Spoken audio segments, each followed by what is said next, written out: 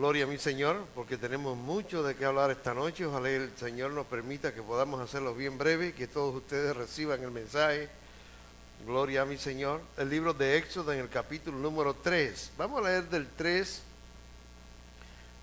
en el 1, verso 1 y verso 2. Leemos en el nombre del Padre, del Hijo y del Espíritu Santo. Dice allí: apacentando Moisés las ovejas de Jetro, su suegro, sacerdote de Madián, llevó las ovejas a través del desierto y llegó hasta Horeb, monte de Dios, y se le apareció el ángel de Jehová en una llama de fuego en medio de una zarza. Y él miró y vio que la zarza ardía en fuego y la zarza no se consumía. Padre, te damos gracias en esta noche. Exponemos tu palabra tal y como tú la has entregado, Señor. Y decimos, mi Dios, que tú eres el Dios sobre todas las cosas, quien nos diriges, quien nos orienta. Y hemos venido para eso, Señor, para recibir tu orientación, para estar postrados delante de ti y escuchar tu mensaje. Parece que el Señor sabía que iban a suceder cosas por alrededor de la iglesia, porque recién vimos en la calle que está aledaña a esta, paralela a esta, un tremendo fuego, se estaba quemando una casa. Y no quiero decir que allí se estaba apareciendo Dios en medio de aquellas llamas. Pero yo sí voy a hablar hoy de lo que es el fuego. Y si usted busca un diccionario o busca una enciclopedia, allí va a encontrar algo parecido a esto. Se le llama fuego al conjunto de partículas, de cositas pequeñitas, de moléculas, que son incandescentes y que proceden de un material o un combustible, capaces de emitir luz, producto de una reacción química de oxidación, de una forma violenta. Las llamas son las partes del fuego que emiten luz visible, mientras que el humo son físicamente las mismas moléculas o partículas, pero que ya no emiten luz. Eso es lo que quiere decir la palabra fuego. Y existen muchas clases de fuegos. Pero hoy quizás hablaremos del fuego más importante, que es el fuego de Dios. ¿Cuántos quieren oír la palabra de Dios que nos hable de ese fuego, el fuego espiritual de Dios?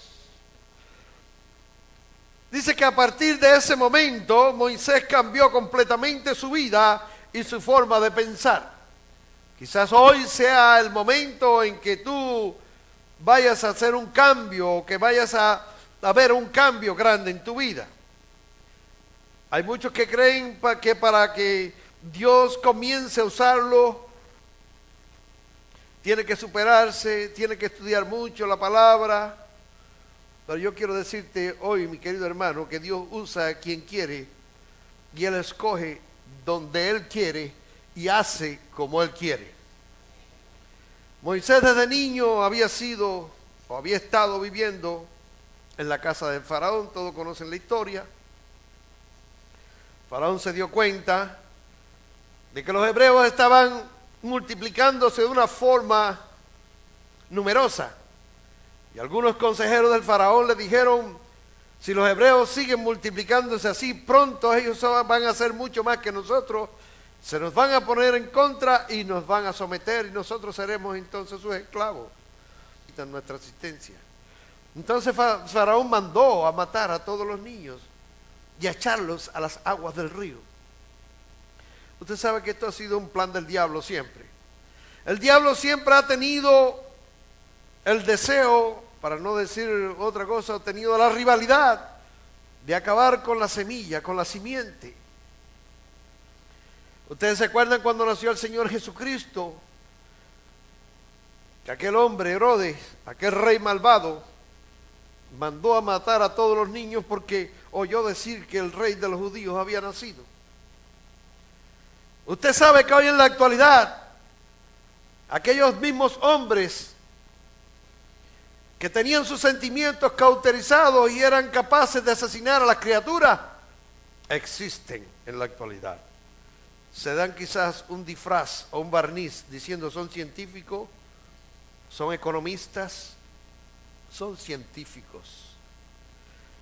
Y usted sabe bien claro que hay muchísimos niños que son tirados a los latones de basuras, a los zafacones, porque las mujeres abortan. Bienaventurado aquel que cuando se para en la puerta de su casa no se va a avergonzar porque sus hijos estarán detrás de él, lo defenderán. Por lo tanto, mi querido hermano, hay en la actualidad y en muchas naciones algo en contra a las criaturas, en contra a los niñitos, y eso no viene de Dios. Hay muchos que dicen, bueno, no se le puede llamar niño.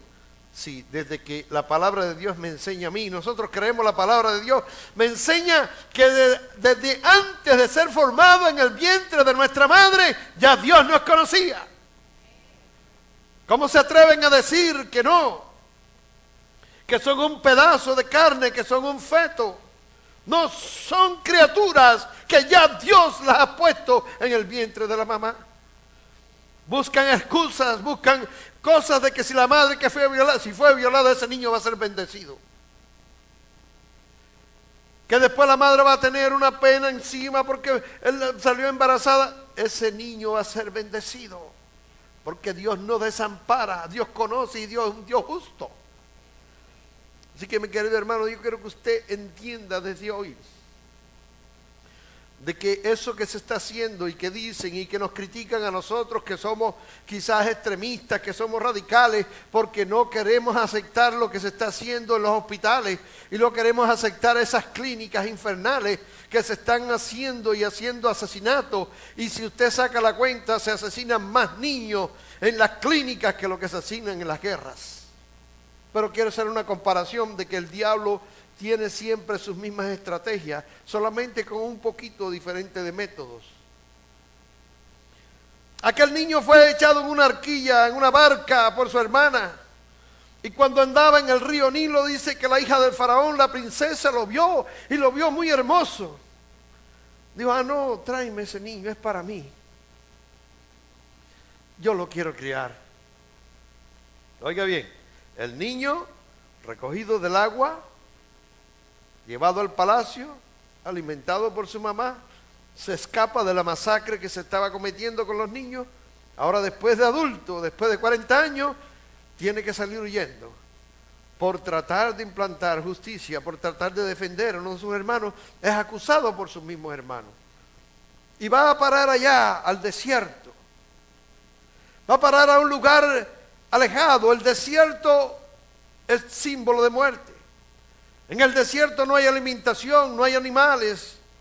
En el desierto el sol es feroz. Por la noche el frío es intenso. La tierra es una arena, los vientos son más fuertes. El desierto es un lugar terrible, por eso nadie vive allí, ni los insectos ni los animales. Los que viven son muy escasos que se han adaptado y casi todos los insectos que hay ahí son venenosos, al igual que los reptiles. Pero allí tuvo que salir huyendo Moisés. A veces, mi querido hermano, entramos en situaciones que tenemos que escondernos y tenemos que ir a esos lugares, a esos valles de sombra y de muerte. Pero dice que nosotros no debemos temer o no debemos tener temor ninguno, porque con todo Dios estará siempre a nuestro lado. Aunque ande por valle de sombra y de muerte, no temeré mal alguno, porque Jehová siempre estará conmigo y nos guiará. ¿Cuánto dan gloria a Dios? Pero mire cómo se empezó a emperrar la cosa. Moisés va a donde hay un sacerdote de Madián. Y ahora te dirá, ¿quién es Madián? Madián es un hijo de Sétura. Sétura fue una de las mujeres de Abraham.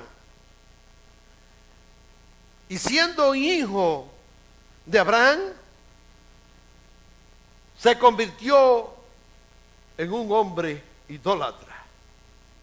Y se puso a adorar ídolos en aquel entonces. Pero él había tenido una generación y se habían multiplicado y habían hecho una nación.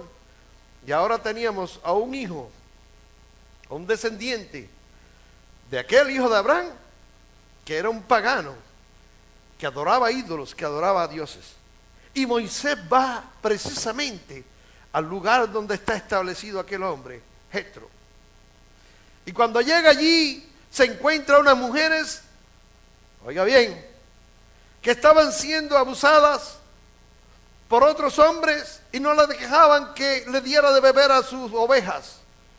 Y llegó Moisés e interpuso entre aquellos hombres, los echó de allí, peleó con ellos, los echó de allí y le ayudó a que aquellas mujeres tomaran el agua para darle a beber a sus ovejas. Él mismo le dio el agua.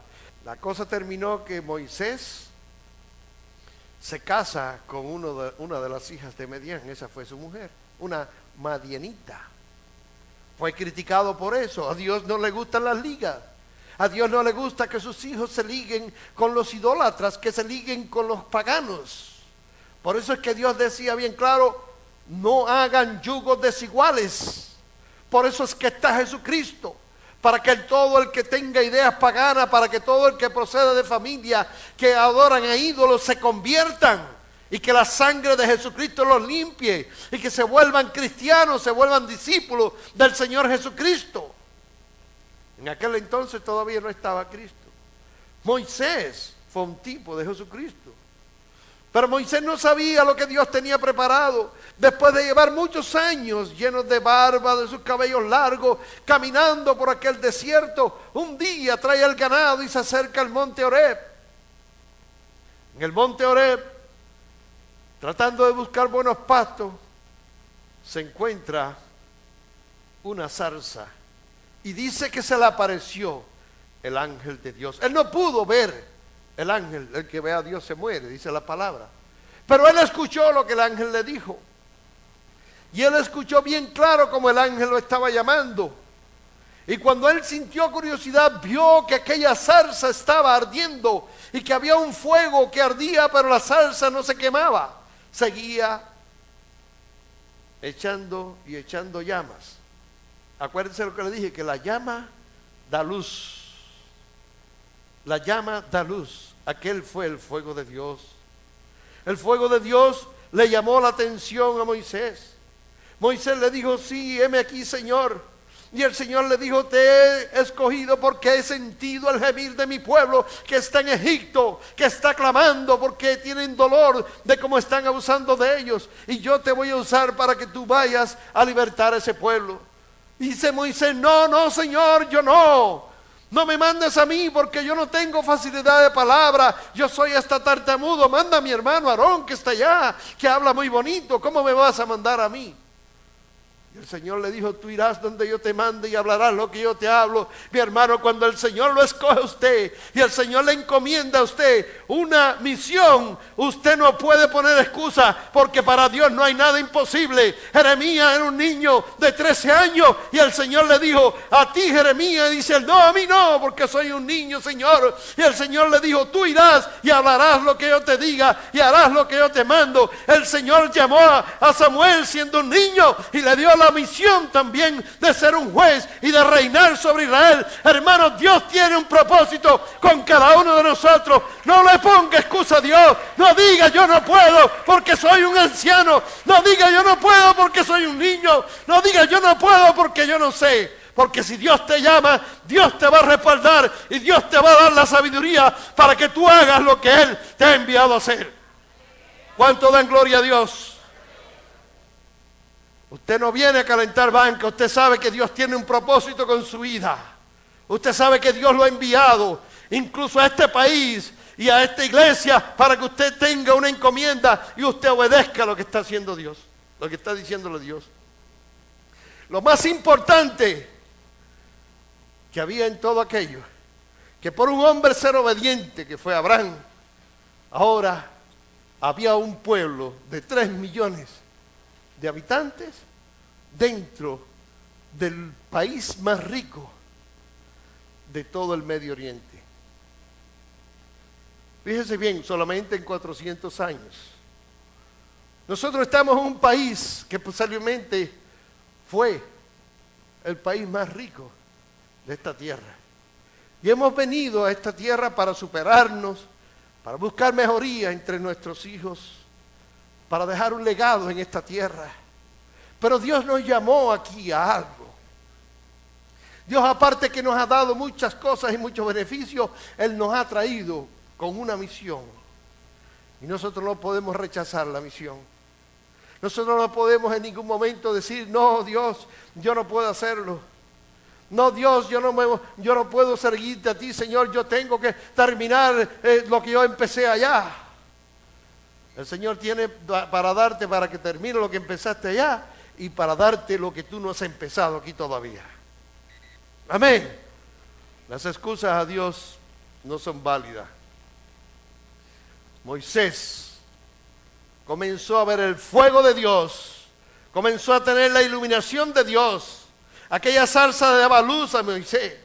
Y Moisés accedió, obedeció lo que Dios le envió a hacer. Fue a salvar al pueblo, fue a darle la libertad. Moisés fue un libertador del pueblo de Israel. Ahora, ¿qué sucede, mi querido hermano? Que hay muchas cosas como Dios se manifiesta, hay muchas formas de que Dios se manifiesta a nosotros. Pero yo quiero que usted sepa que el fuego de Dios es algo muy importante en la vida nuestra. El fuego de Dios está dado para que consuma lo malo que hay en nosotros. Y a veces nosotros tenemos miedo a pasar por el fuego, pero Dios quiere que nosotros pasemos por el fuego para purificarnos y para purificar nuestra vida. Hay quien está en situaciones difíciles y dice, ¿por qué me ha venido esto? Es que Dios está purificando tu alma. Dios te está purificando para que tú sigas adelante y Él te quiere dar la bendición. ¿O es que usted no ha oído hablar de que el fuego de Dios purifica? Hay dos fuegos diferentes. Está el fuego del infierno, el lago de fuego. Aquel es tormento, aquel es perenne para siempre, para hacer doler, para dar tormento a los que van allá. Pero el fuego de Dios quizás pueda doler por un momento, pero ese dolor es desprendiéndote de las cosas que no te sirven. Dice el Señor Jesucristo, todo árbol que no lleva buen fruto será cortado y echado ¿dónde? Al fuego. El fuego de Dios purifica, quita de la tierra lo que está haciendo daño. El fuego de Dios es el que nos hace nosotros ser gente o hombres rectos y mujeres rectas delante de Él. Entonces no le tenga miedo al fuego de Dios. Dios utilizó el fuego para ser el guía de Israel. Dice que cuando Dios comenzó a dirigir el pueblo de Israel, porque había un fuego muy diferente, llegó Aarón, Moisés sube al monte de Sinaí cuando está ahí arriba, el Señor dice que vinieron unos truenos y el monte empezó a humear, comenzó un fuego y Moisés tenía que ir ahí arriba porque Dios lo estaba llamando. Dios le empieza a dar todos los mandamientos, le empieza a dar toda la ley a Moisés y el pueblo entonces dijo, este se fue. ¿Sabrá Dios dónde quedó este anciano? Convencen a Aarón y le dicen, Aarón, nosotros vamos a buscar un Dios que nos guíe, porque ya Moisés seguro que Dios lo mató ahí arriba, ese Dios que él habla. Y entonces Aarón le dice, deme todos sus zarcillos, ya lo hablamos el otro día en lo que eran los zarcillos, deme todo el oro que ustedes tengan. Y dice Aarón, con una voz muy infantil, cuando Moisés vino donde estaba él, dice, y tiré aquello en el fuego y salió un becerro. ¿Verdad? Así lo dijo.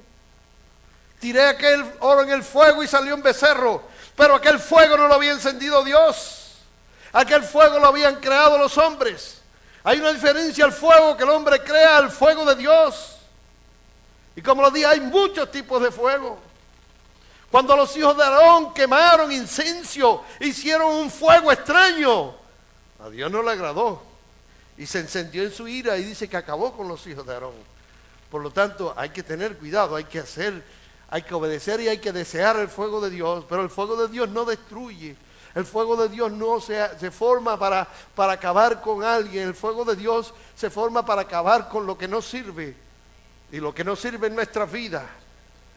Y a lo mejor usted piensa que usted todo lo que tiene sirve. No, hay cosas en nuestras vidas que no sirven. Como dice aquel predicador, el que no sirve, no sirve. Es un juego de palabras tipo filosófico, pero la persona que no es sirviente a Dios, ese no sirve, porque no da fruto. Así que el que no sirve, no sirve. Y el que tiene algo que no sirve, tiene que esperar a que Dios le quite esa parte que no sirve. Mire, mi querido hermano, el fuego de Dios hace cosas tremendas. Ustedes se acuerdan del profeta Elías, ¿verdad?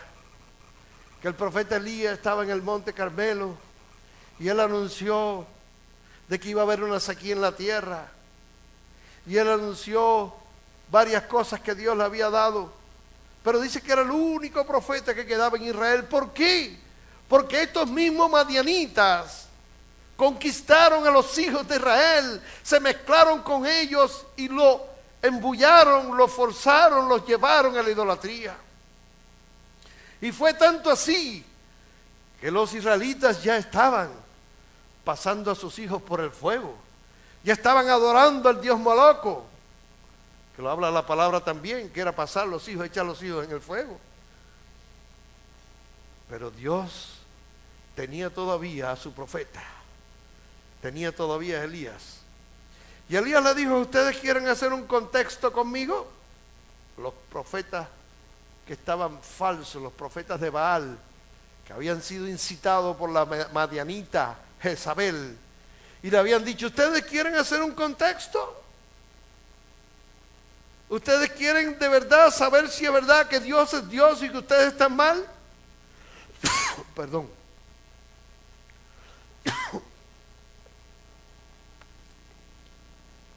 Y ellos eran numerosos, eran muchos, y dijeron: queremos, vamos a probar.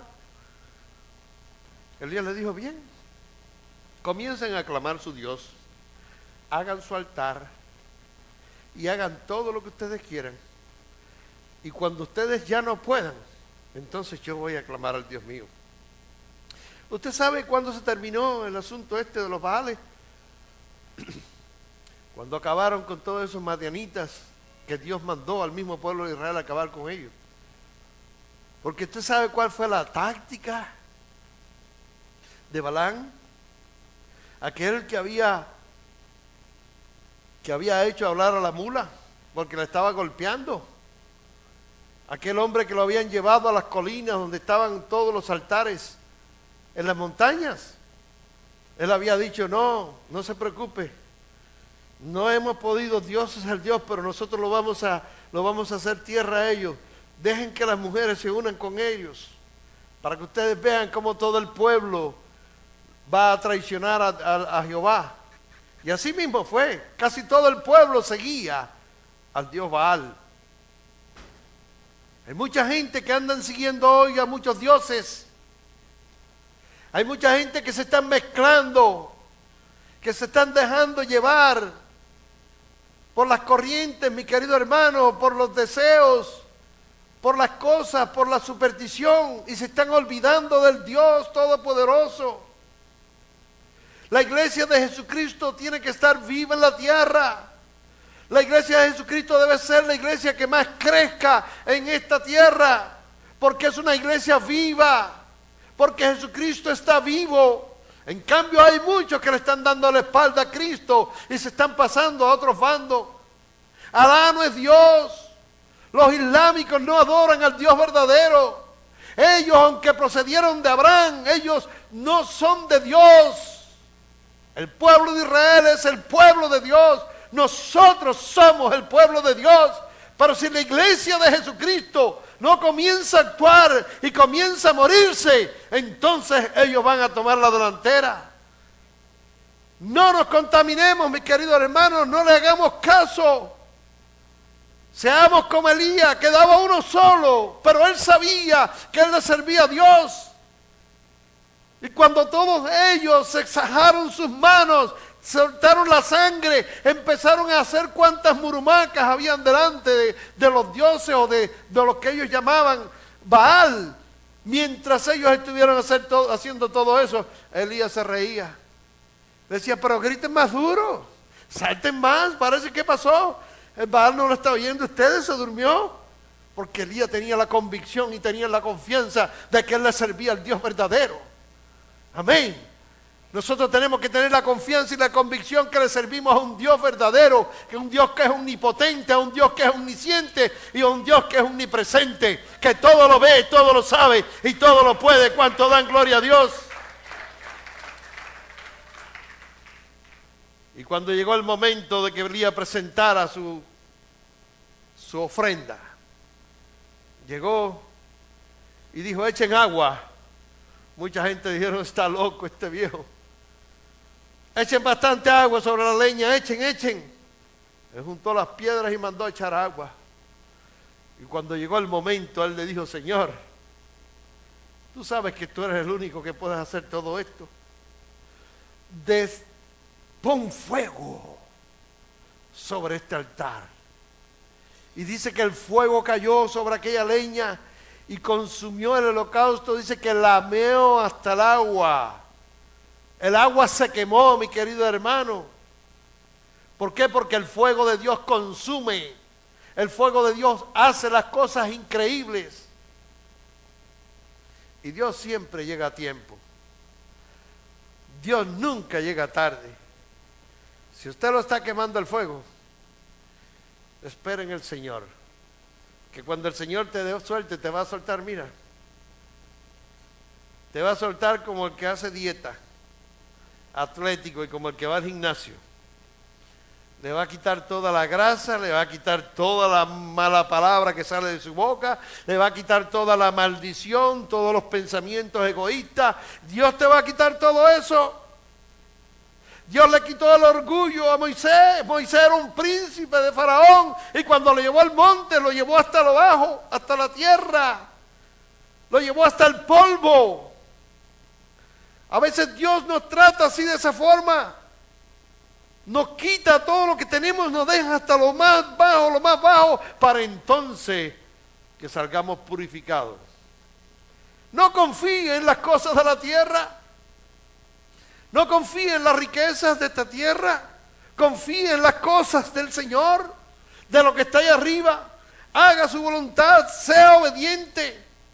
Obediente hasta la muerte, como fue el Señor Jesucristo. Y hablamos ahorita de un hombre obediente que fue Abraham.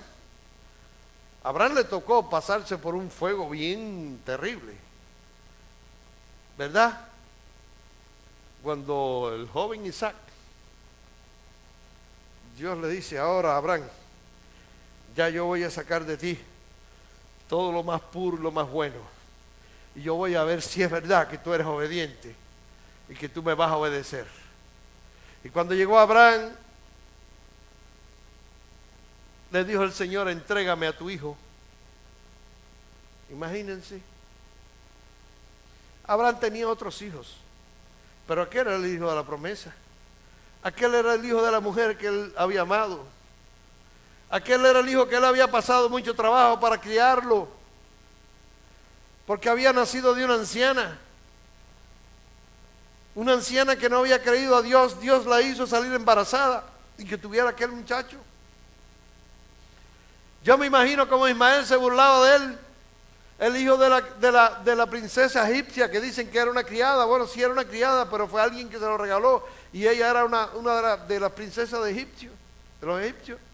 Y dice que aquella Agar le empezó a hacer muecas a Sara.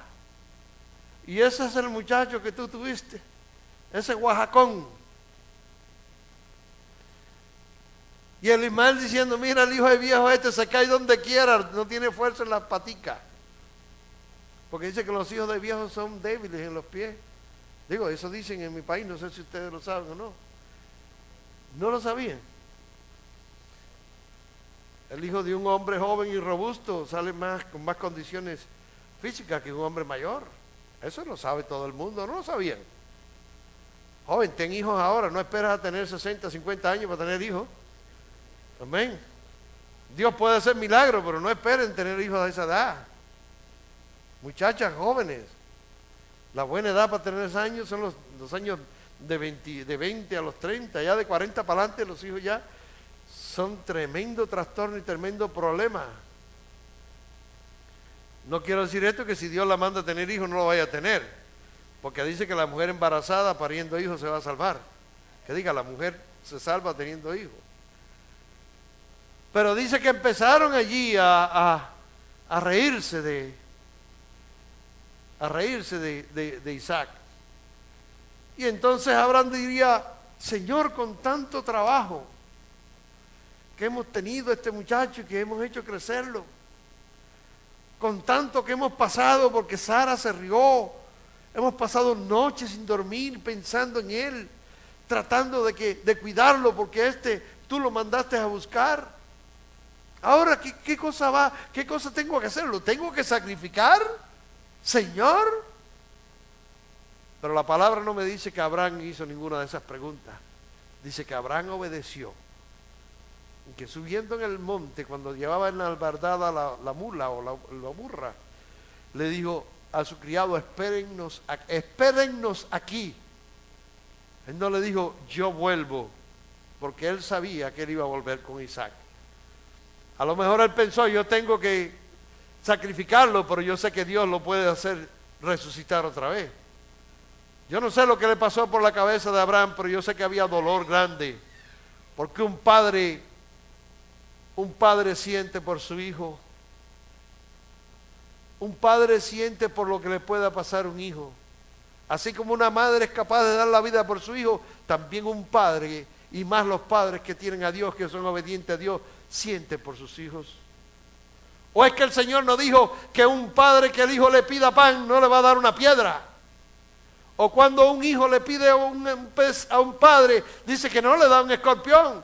El padre siempre quiere dar lo mejor al hijo. El padre quiere darle el mejor estudio, la mejor vida a sus hijos. Los padres temerosos de Dios. Y llegó Abraham y llegó a aquel lugar.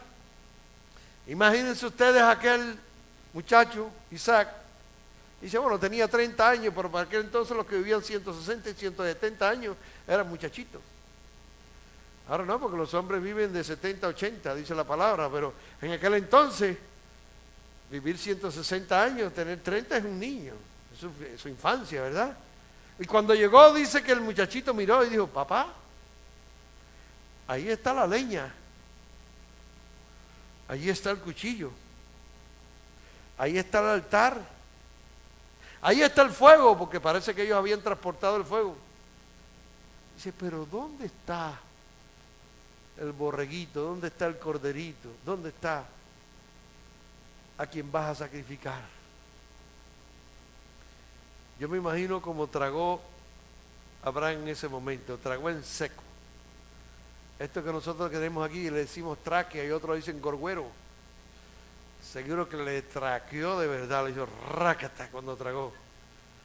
Porque aquel muchacho le había hecho aquella pregunta. Y él tiene que haber dicho que inocente no sabe que ese es el que yo tengo que degollar y cortarle la yugular. Pero eso ni eso paró a Abraham para hacer el sacrificio. Dice que cuando Abraham levantó el cuchillo, el Señor le dijo, no lo hagas, Abraham, porque ya sé que tú eres obediente. Qué bueno que algún día Dios nos diga a nosotros, no hagan lo que ustedes les he dicho que hagan, porque yo sé que ya ustedes son obedientes. Ojalá y nunca estaremos en una situación como esa, pero mi hermano, eso está puesto en la palabra para que nosotros aprendamos cuán importante es obedecer a Dios, hasta en las cosas más íntimas, más delicadas, las cosas que más nos atañen a nosotros y las cosas que más nosotros amamos. Si Dios nos pide algo, no podemos vacilar en entregárselo. Si Dios nos manda a hacer algo con nuestras cosas, nosotros no podemos ni cuestionar a Dios, ni vacilar en hacerlo, porque Dios es un Dios justo y Él no va a permitir que usted haga nada malo. Usted tiene que hacerlo cuando Dios lo manda. ¿Cuánto dan gloria a Dios? Mi alma te alaba, Jesús. Y deja que la gente lo critique, deja que el mundo lo critique. El fuego se encendió y el holocausto fue consumido. Cuando Dios le dio a Moisés la ley y le dijo exactamente las medidas y las pieles y cómo tenía que ser el tabernáculo. Dice que cuando se encendió el altar del sacrificio, dice la palabra, usted lo puede buscar allí en el mismo número, también lo dice.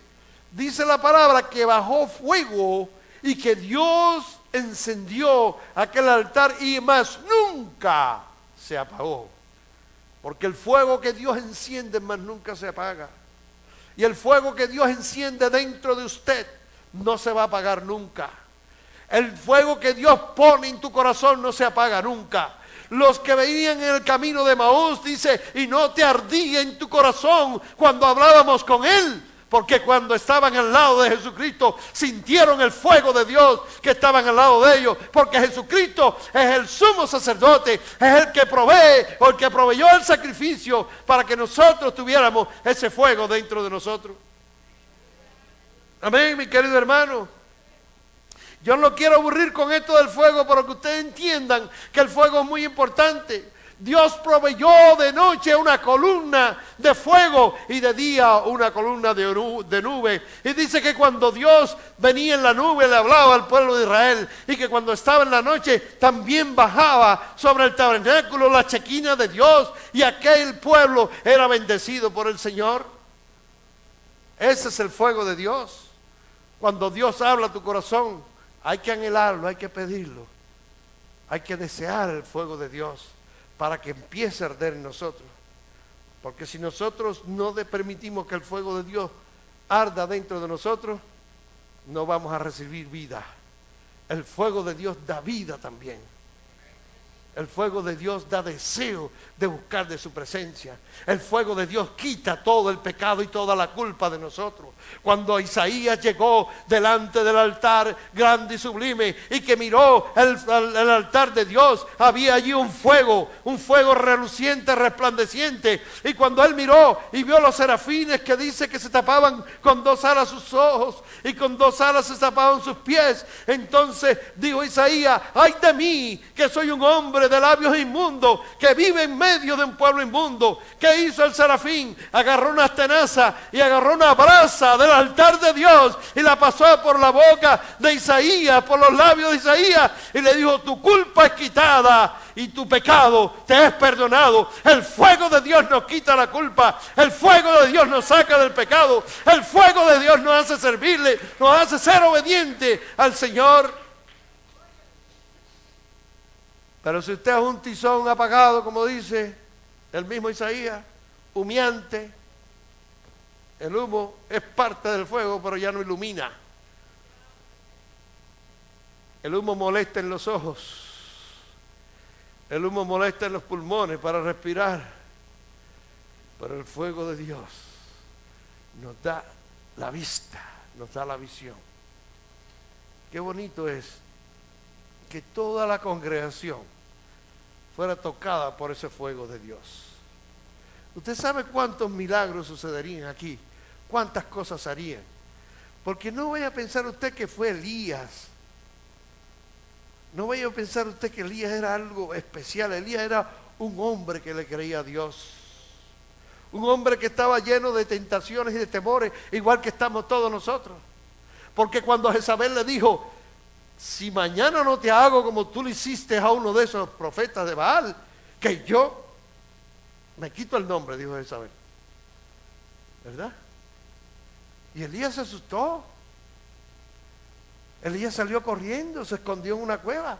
Así que, aunque Elías confiaba en el Señor, estaba sujeto a pasiones, sujeto a tentaciones, a temores. Pero Elías creía a Dios. Y Elías sabía escuchar la voz de Dios. Y Elías sabía que el fuego de Dios estaba dentro de él. Y que cuando él estaba dentro de aquella cueva, dice que sintió primero un ruido de muchos vientos, pero dice que Dios no estaba allí. Después sintió un silbo apacible y tampoco Dios estaba. Pero después escuchó la voz de Dios y Dios le dijo: come y bebe, porque largo camino te resta.